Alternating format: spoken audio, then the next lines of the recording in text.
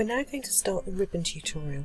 What you're going to do is create a ribbon across the screen which we are then going to animate. So this is part one, where we're going to create the actual original ribbon effect. So because we're going to be using the pen tool, it's really important that we change the stroke colour, because this is what we're going to work with. And me being me, I'm going to pick some form of pink colour. Now with the pen tool, what we're going to do is we're going to create a scroll across the screen here. So it's going to be a little bit of a curve using this pen tool. So the way that we're going to do it is we're going to click and hold with the pen and do not let go of the mouse and drag out. This is your Bezier curves, same as when we were working within the Riff logo when we were doing Photoshop. Pen tool, click and drag and release. Come down to the bottom, click and drag, and we're going to make that about there. Click and drag and do the last little bit over here. Okay, if we want to move these points around at all, if you hold down on the selection tool at the top, you will have the sub selection tool. Also, you can just hit A on the keyboard and it will do it. And that allows me now to actually move an individual point. So I'm going to just move it down and over a little bit. I can also change the slope of the curve if I want to. Okay, this one perhaps a little bit too low. Let's bring it over a little bit to there. And this one's going to be over to the right hand side, perhaps a little bit of a steeper curve on it. So this one over there. So we have now got a curve, and that one is actually going to be drawn in that stroke colour. I'm now going to go back to the normal selection tool and click on the line itself. Now you'll notice I clicked on one part of it and it didn't seem to click the whole thing. So it's really important here to do a Control A to select the entire line itself. So we're now going to do Control C to copy, and we're going to go Control V to paste, and we're going to use our cursor control keys.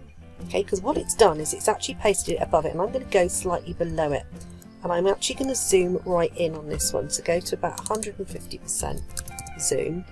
We might even go a little bit more than that actually. Let's go 170.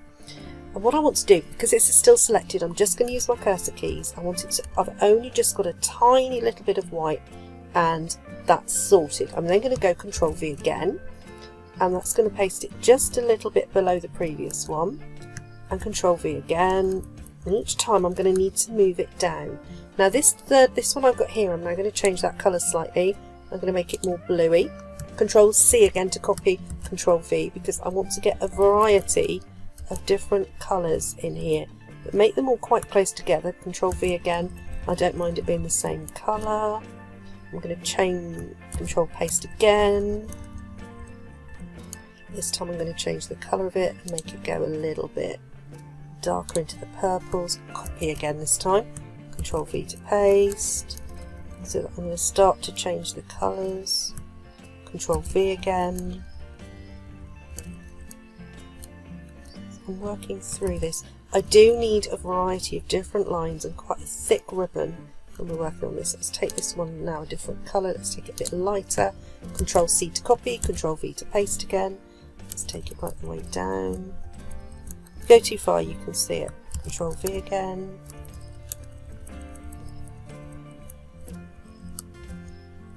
Control V again. This one I'm going to change the colour of again. Let's try to get something a little bit brighter again. Just going to find something really quite noisy. Right, Control C to copy, Control V to paste. Control V again. Control V again. So that is my ribbon. I've got a whole variety of different little colours. Let's just scroll right in. I'm just going to use the zoom button here and just go and zoom in on a particular section. Here you can see these different little coloured lines, how they've all fixed together, and it just means that you've got a really effective shape. I do want lots of different colours because we're going to play with some really clever effects in a minute. So let's just go and make sure we zoom that right the way back out so we fit it in the window.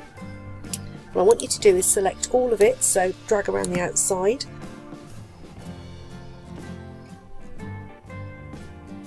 Which is your standard Control G.